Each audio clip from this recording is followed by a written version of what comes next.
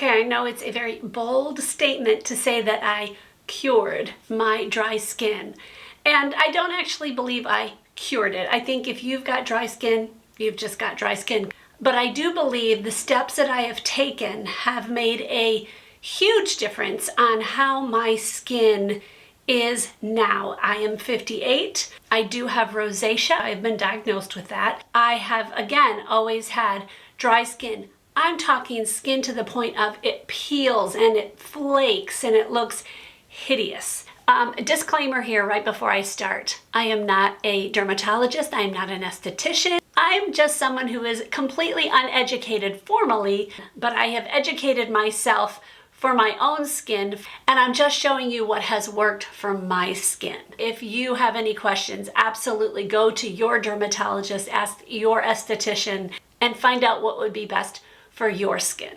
As you age, you have to adapt. My skin changed where all of a sudden it got drier. So you do have to adapt to those changes. Don't think that if you used it in your 20s, even 30s, and maybe even your 40s, it's going to even work now. One thing I actually stopped doing, and that was using tretinoin. For a couple years there, I used tretinoin, no problem. I had it adapted to my skin. I had used it daily and I was doing fine. And then all of a sudden, like I said, things changed. So I backed off. I'm like, well, maybe I just am using it too much. So I went to every other day. No matter what I did, I kept dealing with dry skin. So I finally just said, you know what? I need to like my skin now. And tretinoin is one of those things that helps you in the future so you don't age as quickly. It kind of slows that process down. I'm like, you know what? It might slow it down, but I hate how I look right now because I'm constantly dealing with this dry skin. So I just stopped using tretinoin. What I did is I switched to retinaldehyde. I'm using the one from Remedy for aging. It's worked really well for me so far. I am using something anti-aging, and I know it's nowhere near as good as tretinoin, but I do not get any irritation from this and I don't get drier skin. So I'm happy with this. And I'm happy how my skin looks because I'm not using tretinoin. When I get out of the shower, I immediately go and put at least the first step in my skincare on my face while my face is still rather moisturized. It's not wet, obviously, but it's not dried completely because I do it pretty soon afterwards. What this does is it seals in that moisture that I just got from the shower. I don't want that to all evaporate. I want it to still be on my skin. So at least putting on the first step. So in the morning, the first step for me would be my vitamin C. And my vitamin C has vitamin E in it as well. So it makes it feel moisturized. If I don't do every step at that point, it's fine. Maybe I want to get some other things done, but I at least will put that on. If I'm taking my shower at night, it would be this, but it would be something that would be moisturizing on my face so that I don't get all that evaporation off of my face. I want to lock it in. And it is my understanding that when your face is still damp, everything just penetrates your skin so much easier because you've opened up the pores. Of course, I'm no dermatologist, so check that with your dermatologist. I've also learned to not use so much hot water. It just does not do my skin any favors, my face or my body, because my body has dry skin as well. So I have learned to take showers that are still warm. It's not like I'm in a cold shower, but it's not that really hot shower that I used to take. Okay, when it's time to take off my makeup, I have learned that I really need to be careful on what I use. So the one I've used for a long time is a cleansing balm. I like Clean It Zero by Vanilla Company. This is a Korean company. I can't even tell you how many tubs of this I have purchased. This never, ever dries my skin out, and it takes everything off my face without any problem. I've got my makeup off, but now I need to actually cleanse my face, and that's where I think a lot of people feel like they have to get their skin squeaky clean in order to be clean, and that's so not the case. At least for my skin, it's not. I need a cleanser that is not going to strip my skin. One I've used for years is La Roche-Posay, the Toleraine Hydrating Cleanser. It's a cream, doesn't suds up or anything, it just feels good on my face. I usually shy away from anything that is sudsy because usually if there's suds, it does dry out. I did recently just find one that doesn't dry it out, and I've used it for quite a few weeks now. It's from Prequel. This is the Gleanser, non-drying glycerin cleanser. This does have some suds to it, but it has not dried out my skin yet. And we are just ending winter now. We're still with the heat on and the fireplace going and all the things. If you struggle in the winter even with this one, if you live in a more humid area, you might like this in the summer or in those humid months. I use my hands and a plain old washcloth to wash my face. That's it. I don't scrub, I just use those things and my face gets clean. For those of us who have dry, especially dry and rosacea skin, you don't want to use anything that's going to be rubbing your face a lot. It just makes everything worse. So hands and a washcloth is just fine. I have learned over the years that I need to keep exfoliating my skin. I've learned the kind of exfoliating that works best for my skin, and that is using a more chemical exfoliant. This is Paula's Choice. This is 6% mandelic acid, 2% lactic acid liquid exfoliant. Someday maybe I'll increase it, but right now the every other day is just fine. And this is the first step when I start my evening skincare routine after I've washed my face and everything. You can use it just, putting it on your hands. I like to use like just a cotton round and wipe it all over my face. And then when I'm done, I go in with this afterwards. Use this every other day, this daily. Another thing that I continue doing is to dermaplane, and I just use one of these disposable ones. This gets all those little hairs off of your face, and it also takes a layer off. I have this hair that keeps going in my mouth and it's driving me crazy. And it also takes off a little layer of your dead skin. You'll see it come off. I do this probably once a month. When I am done with this, I always go in with the e.l.f. This is the Holy Hydration Gentle Peeling Exfoliant. Whatever is remaining that this didn't get, this takes it off.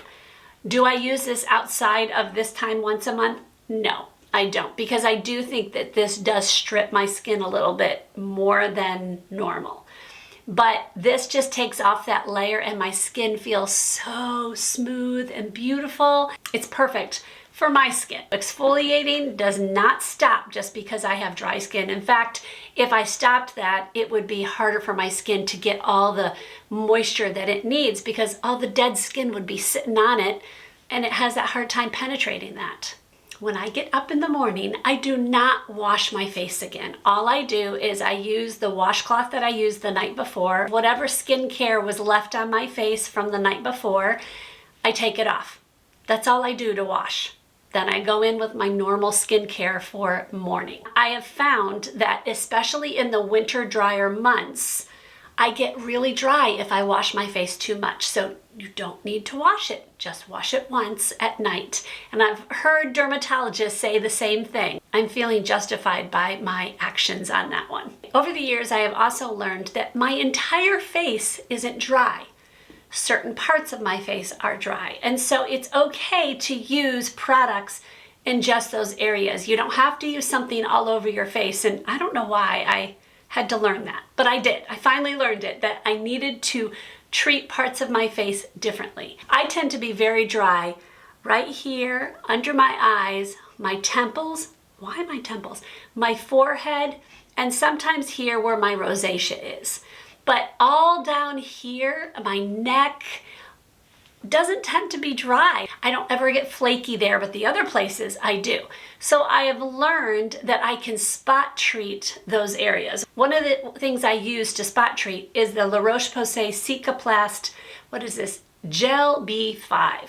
This is one of the most beautiful things to use for those of us who have dry skin. It blends so easy and goes into your skin. My daughter, who is an esthetician, She says that they use this after procedures in her office because it's so gentle. After you've had a laser treatment or something like that, you need to put something on, but a typical moisturizer could sting.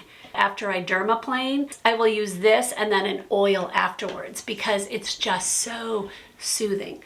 So I spot treat with this wherever my skin feels more dry, but I never put it down here. It's just, I don't need it down there. All moisturizers are not created equal, and I also do not think you need to spend a fortune to get a good moisturizer. You just need to find the ones that work for you.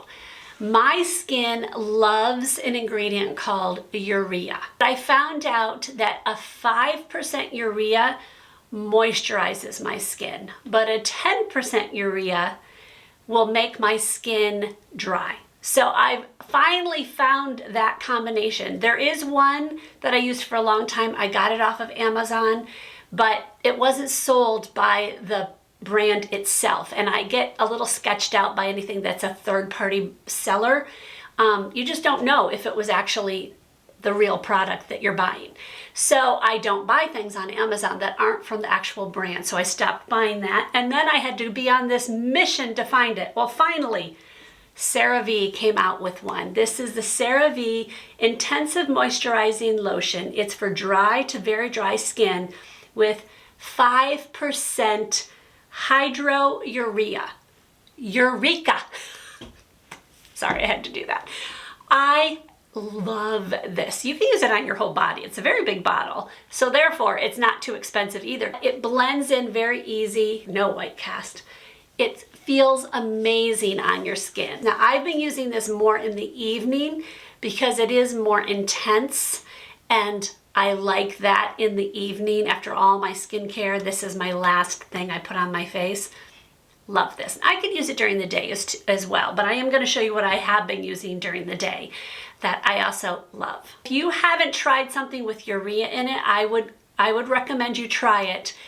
Your skin might be able to handle up to 10%, but for me, 5% is like the perfect percentage. And then of course this has ceramides and all the things that help moisturize your skin. In the morning, after I've done my regular things, there are two things that I love to put on. One of them is a newer one, so I haven't used this a long time, but I've liked it so far. It's from that brand Prequel again, and it is called Half and Half. This is a newer product to that brand.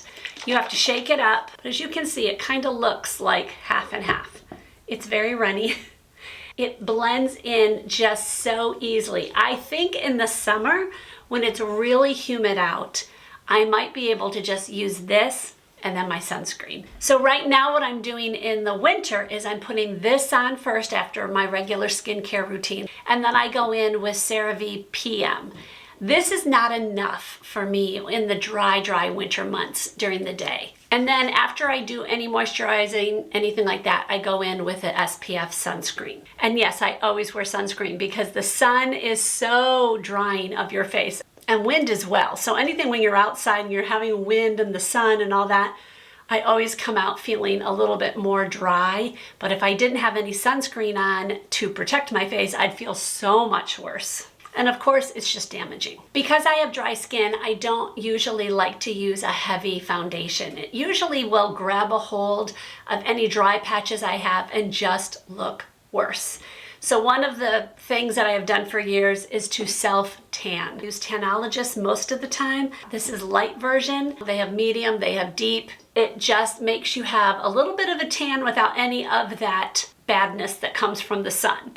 I use this as I need it. Like if I'm just looking pale, I will mix this in with the moisturizer that I'm using. I don't think I would use it with this one, the half and half. I think this is too light, but the CeraVe PM is perfect for it, or this one with the Urea, perfect for it. Mix it up really well all over my face, on my ears, down my neck, onto the back. It makes it so I do not feel like I need to use a heavy foundation to cover up anything that's on my face. One of those days that are just feeling so much more dry or parched, or it's just been a whole week of really, really cold weather, and we have the heat going constantly. Sometimes I will actually add an oil to my skincare. The one I like is The Ordinary's Rosehip Seed Oil. It's just a couple drops.